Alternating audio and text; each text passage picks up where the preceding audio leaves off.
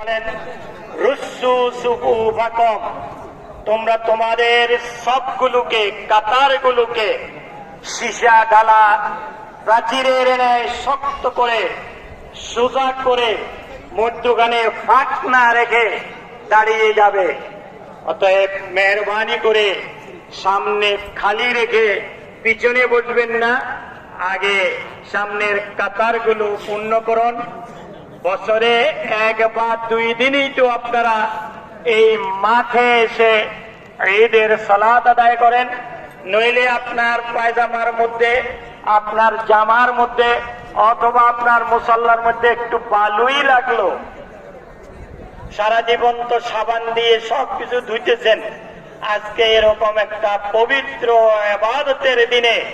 আপনার জামায় নইলে কিছু ময়লা লাগলো, এটাতে এরকম দ্বিধা